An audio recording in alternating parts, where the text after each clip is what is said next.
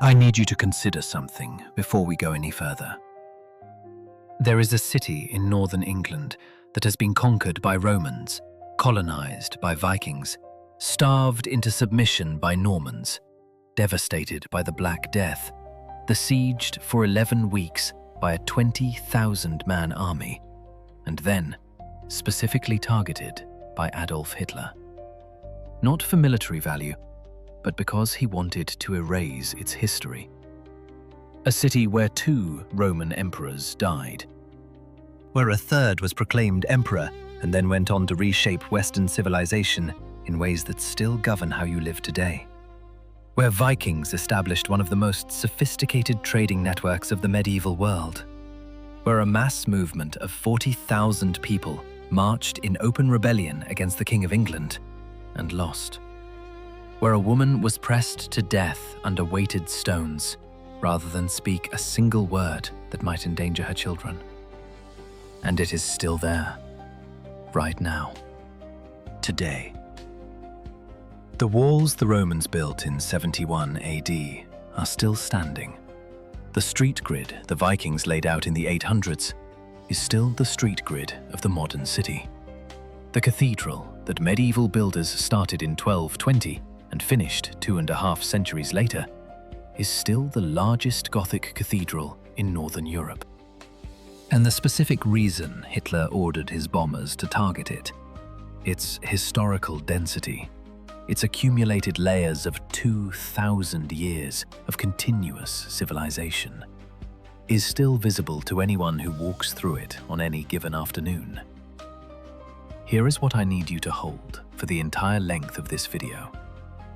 This is not a history lesson about a place most Americans have never thought about. This is a case study in something that matters right now in 2024, in the way you think about institutions, about civilizations, about what it actually takes to build something that survives. Because York has been tested by every force that destroys cities: military conquest, economic collapse, religious violence, epidemic disease, aerial bombardment, and it has passed every test. And the reason it passed those tests is not luck, not geography, not the particular toughness of English people. The reason is something more specific and more transferable than any of those explanations. We are going to get there, but we have to go through 2,000 years of history to reach it. Stay with me, because the last thing we discuss, what happens on the night of April 29th, 1942, when the Luftwaffe arrives over York at 2:30 in the morning, is going to reframe everything that came before it in a way that I think will stay with you. Let's start at the beginning. 71 AD. The Roman 9th Legion is moving north through hostile territory. The 9th, Legione Hispana, is one of the most experienced military units in the Roman army. It has fought in North Africa, in Spain, in the early campaigns in Britain following the Roman invasion of 43 AD. Its soldiers are professional veterans, equipped with the standardized weapons, training, and logistical systems of the most sophisticated military machine the ancient world has produced. Think of it as the equivalent of a modern special operations force with its own organic engineering, medical, and administrative capabilities. 5,000 men who have operated together long enough to function as a coherent institutional entity rather than a collection of individuals. They are moving north because the Brigantes, the largest tribal confederation in Roman Britain, have refused the arrangement Rome prefers with the peoples it conquers: client-state status, nominal autonomy, tax revenue flowing to Rome in exchange for security and the benefits of imperial infrastructure. The Brigantes are fighting instead. The 9th Legion is the answer. They reach a point where 2 rivers converge, the Ouse and the Foss, and they stop. The strategic logic is immediately legible to anyone who has ever thought seriously about military positioning. The river confluence creates a natural defensive perimeter on 2 sides, without requiring constructed fortifications. The surrounding terrain is flat enough for large-scale building operations, but elevated enough above the floodplain for a permanent installation.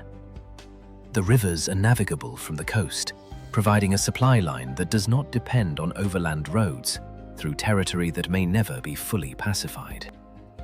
The position commands the natural routes north and west into lands that Rome has not yet, and may never, fully control. In military terms, this is close to an optimal location for a permanent forward operating base. They call it Eboracum. They build turf and timber first, the standard temporary installation that Roman military engineering can deploy in days, and then stone. The permanent fortress that eventually takes shape covers roughly 50 acres inside its walls. Barracks blocks housing 5,000 soldiers, a bathhouse, a headquarters building with administrative offices, map rooms, and the bureaucratic infrastructure of a professional military unit. Granaries capable of storing several years' worth of supplies to buffer against the unpredictable logistics of a frontier zone. Outside the fortress walls, the civilian settlement that always follows Roman military installations begins to develop. Merchants, craftspeople, service providers, the families of soldiers who have put down roots, and eventually, immigrants from across the empire drawn by the economic opportunity and physical security that proximity to a major garrison provides. This is not a temporary camp. This is the beginning of a city, and the Romans know it. Then one of the most intriguing mysteries in all of Roman history happens. Sometime in the early 2nd century, the precise date is unknown and the subject of ongoing debate among historians, the 9th Legion disappears from every historical record simultaneously. 5,000 soldiers, their regimental standards, their administrative records, their institutional presence, gone. No battle is recorded in which they were destroyed. No transfer order survives. No veteran tombstones from the 9th Legion appear anywhere in the Roman world after the early 120s AD.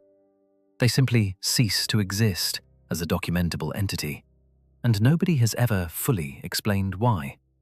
Various theories exist: destruction in a Scottish campaign, transfer to the eastern frontier, administrative reorganization, and none is conclusively proven. The mystery of the 9th Legion is genuine, unresolved, and genuinely unsettling if you think about it carefully. 5,000 professional soldiers do not simply vanish without leaving a trace, unless something extraordinary has intervened to erase that trace. What exactly that something was remains unknown. The 6th Legion arrives to replace them and stays in Eboracum for the next 3 centuries. Think about that institutional continuity for a moment in American terms. The 6th Legion garrisons the same city for longer than the United States has existed as a nation. Under their watch, Eboracum grows from a military installation into something that transcends its origins. In 208 AD, the Emperor Septimius Severus arrives. He is old, suffering from severe gout, and knows he is dying. He comes to Britain to manage the situation north of Hadrian's Wall, where tribal pressure has been building, and he uses Eboracum as his base of operations. He dies there in 211, reportedly telling his sons, who were already maneuvering to destroy each other for the succession, to take care of the soldiers and ignore everyone else. Whatever his failures as a father, Severus understood where power came from. His son, Caracalla, standing in Eboracum with the empire's succession in his hands, designates it the capital of Britannia Inferior, the administrative province covering roughly the northern half of Roman Britain. Eboracum is no longer a frontier fortress with a civilian settlement. It is a provincial capital, a governmental center, a city in the full Roman institutional sense. And then comes the moment that changes not just York, not just Britain, but the entire trajectory of Western civilization. May 305 AD. The Emperor Constantius I arrives in Eboracum, visibly dying. He manages a campaign against the Picts north of the wall, but the campaign is almost irrelevant to what is about to happen in this city. Constantius dies in Eboracum on July 25th, 306 AD. His soldiers immediately proclaim his son Constantine as the new emperor. What Constantine does with the power handed to him on that day in York is genuinely difficult to overstate. He defeats his rivals in a series of civil wars, culminating in the Battle of the Milvian Bridge in 312. He issues the Edict of Milan in 313, legalizing Christianity throughout the Roman Empire and ending the systematic persecution that had defined Christian identity for 2 centuries. He convenes the Council of Nicaea in 325, establishing the theological foundations of Orthodox Christianity in a form that shapes the religion, and through the religion, Western law, philosophy, ethics, art, architecture, and political theory to this day. He moves the imperial capital to Constantinople, reorienting the empire in ways that eventually produce the Byzantine Empire, the Eastern Orthodox tradition, and the complex political geography of medieval Europe. He is the single most consequential convert in the history of Christianity. His statue stands outside York Minster today. All of that traces back to a military acclamation in a Roman city in northern England on a summer morning 17 centuries ago. York did not make Constantine who he became, but York is where he became it. The ripple effects of that morning in Eboracum reach into every corner of the civilization you inhabit right now. The legal frameworks, the moral vocabulary, the institutional structures, the calendar you use, the holidays you observe. All of it connects, through a chain of historical consequence, to a city whose name most Americans cannot immediately locate on a map. When Rome withdraws from Britain in the early 5th century, a slow administrative unwinding rather than a sudden evacuation, driven by pressures elsewhere in a vast empire being pulled apart simultaneously from multiple directions, Eboracum does not empty out. The walls remain, the buildings remain, the people remain. What changes is the institutional framework. And into that framework, the Anglo-Saxons move, not as conquerors of an abandoned landscape, but as inheritors of a functioning urban infrastructure that they gradually adapt to their own needs. The Roman name erodes through the filter of a different language. Eboracum becomes Jorvik. The city continues, smaller than its Roman peak, less institutionally sophisticated, embedded in the agricultural and kinship networks of Anglo-Saxon Northumbria, but continuous. The walls keep doing what walls do. Then, on a Sunday in 627 AD, something happens in York that matters as much in its own way as Constantine's acclamation 3 centuries earlier. Edwin, King of Northumbria, walks into a small wooden church and is baptized. This requires some context to understand properly. Edwin is a pagan warrior king in the brutal and unstable world of 7th century Anglo-Saxon politics, a man who has spent his life fighting for survival in a system where power changes hands through violence more reliably than through orderly succession. His conversion is not a private spiritual experience. In the political culture of 7th century Britain, when a king converts, his kingdom converts. The social and institutional structures of Northumbrian society are organized around royal authority in ways that make the king's religious choices effectively everyone's religious choices. Christianity spreads through Northumbria, not because individuals found it compelling in the abstract, but because Edwin converted, and the logic of the society he ruled produced religious conformity as a consequence. The wooden church where Edwin is baptized eventually becomes York Minster, the largest Gothic cathedral in Northern Europe, a building that took 2.5 centuries to complete and still defines the York skyline today. That is the long trajectory. The immediate consequence is that York becomes the ecclesiastical capital of the north of England, formalized in 735, when the Archbishop of York achieves equal status with the Archbishop of Canterbury. England has 2 Christian capitals. York is the northern one. The scholar who gives York its greatest intellectual moment in this period is Alcuin, who becomes master of the cathedral school in 778.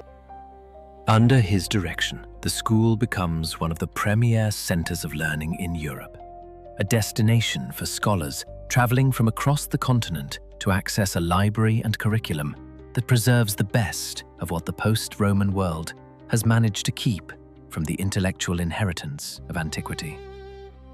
When Charlemagne decides he needs an educational reformer to raise the intellectual level of his vast Frankish empire, he chooses Alcuin of York, the man who helps design the educational infrastructure of the Carolingian Renaissance, the period that preserves classical learning through the darkest period of European intellectual history, is a product of this city. While most of Europe struggles in the aftermath of Rome's collapse, York is keeping the lights on, which makes what happens in November 866 a particular kind of catastrophe. Longships appear on the Ouse before dawn. The force arriving is not a raiding party. It is a military operation of strategic scale. Hundreds of warriors, coordinated across multiple ships, moving with a precision that reflects careful planning rather than opportunistic raiding. The Danes and Norsemen who make up this force have been probing the English coast for decades. They know where the wealth is. They know that Æthelstan is the most important city in northern England, the administrative and ecclesiastical centre of Northumbria, the prize that makes everything north of the Humber navigable from a power perspective. By nightfall, the Vikings hold the city. And then they do something that distinguishes this moment from every previous Viking raid on English settlements. They stay. This is not a raid. It is a colonization. The force that takes Æthelstan in 866 intends to remain, and it does. They rename the city Jorvik, a Norse adaptation of the existing name, and they rebuild it according to their own priorities. Craftsmen establish workshops. Trade networks develop, connecting Jorvik to Dublin, to Scandinavia, to the wider Norse world, stretching from Iceland to the rivers of Russia. The city that had been declining from its Roman peak begins to grow again, driven by the commercial energy of a people whose culture is as oriented toward trade as toward warfare. The archaeological evidence for Viking Jorvik is extraordinary. When excavators working the Coppergate site in York in the 1970s and 1980s broke through to Viking Age levels, they found not just foundations, but organic material. Leather scraps, wooden structural elements, textile fragments, food waste, the actual physical residue of Viking daily life, preserved in anaerobic conditions under the modern city for over 1,000 years. The Viking streets of Jorvik are not abstract historical reconstructions. They are physically present under the pavement of contemporary York, preserved so completely that the curators of the Jorvik Viking Centre built their entire museum literally within the excavated remains, allowing visitors to move through the actual archaeological site rather than a replica of it. Air raid sirens wake York in the pre-dawn darkness.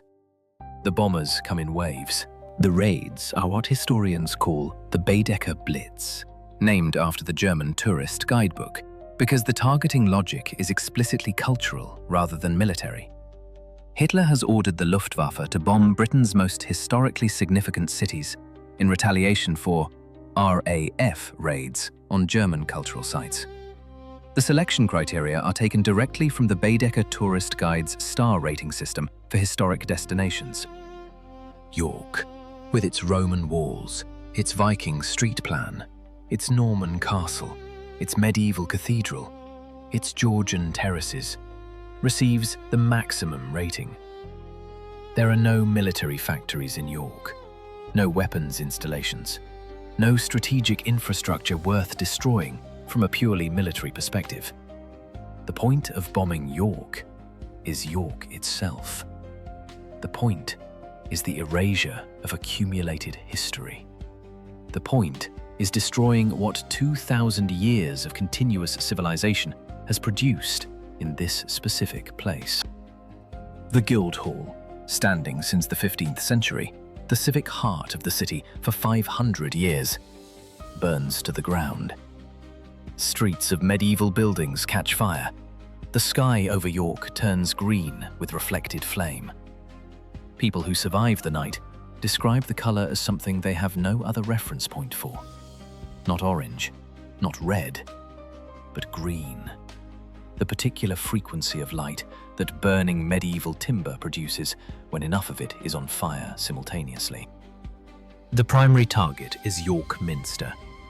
Incendiary bombs, devices designed specifically to start fires rather than produce explosive damage, fall on and around the cathedral throughout the raid. The strategic logic is sound from a purely destructive perspective.